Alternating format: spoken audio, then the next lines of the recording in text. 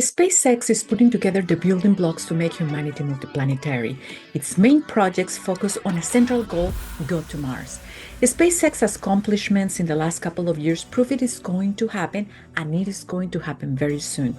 The first question that comes to mind is why Mars? Well, for starters, Mars is close in size to Earth and has a thin atmosphere. It has somewhat mild temperatures in the equator and has the resources needed to support a colony.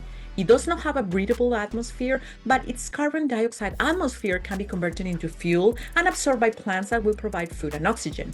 Mars also has water ice on its poles and underground, which is critical for the production of fuel and oxygen. Also, due to its proximity to Earth, Mars is the perfect place to have a base from which we can explore other planets and moons in our solar system, a learning ground for a multiplanetary civilization. However, besides selecting the right place, cost and people are two critical elements that make a project like this possible. Why cost is important? Well, if you remember, up to now, space exploration has been conducted only by the government, and using NASA 2017 program costs, a trip on Mars will cost about $10 billion per person. With this cost, it's impossible to think we can send more than a few people to the red planet in the foreseeable future.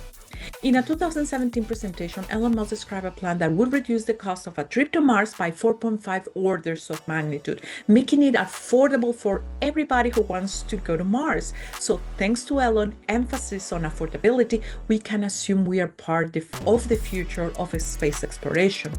In this plan, Elon told us that any design attempting to establish a colony on Mars and allowing further solar system exploration should have four pivotal elements: full reusability, refilling in orbit, propellant production on Mars, and the right propellant. So let's talk about it. As we know now, after more than 350 reflights of SpaceX, reusability is a key element in reducing costs. According to Elon, it can reduce the cost by a factor of 2.5, with the rest of the pivotal elements amounting to another 2.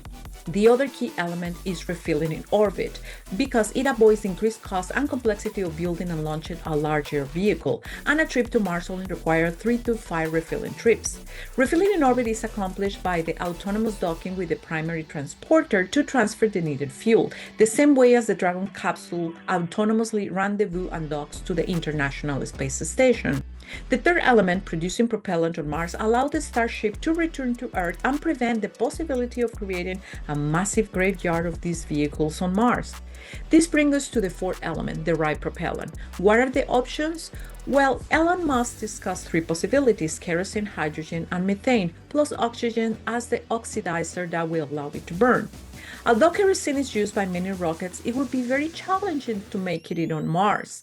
Liquid hydrogen, that was used by NASA's space shuttle and used now by Artemis, produces the most push for the amount of fuel used, but it has a high energy cost to create and store. It also requires tremendous insulation. Methane, on the other hand, can be easily produced on Mars, so SpaceX chose methane as its fuel. The oxygen and methane then will be stored in a depot with giant tanks that will have a volume of 1,000 cubic meters.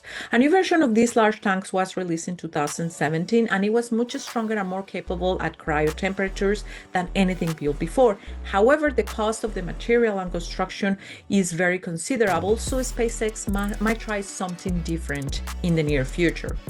The needed energy source for all these processes and the storage will be, of course, a large field of solar panels on Mars.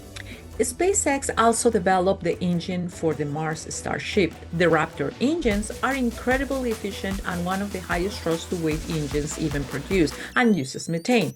Just as on Earth, these engines are crucial for the 42nd engine firing for a soft landing on Mars. We have seen them in action many times during the Starship rocket orbital tests that have happened up to now. Of course, to this, we have to add gathering the equipment and supplies that will allow the first fleet to establish a base on Mars, though those are just details. The important thing is to go and go big. If you want to know how SpaceX plans to reach and build a base on Mars, watch my next video.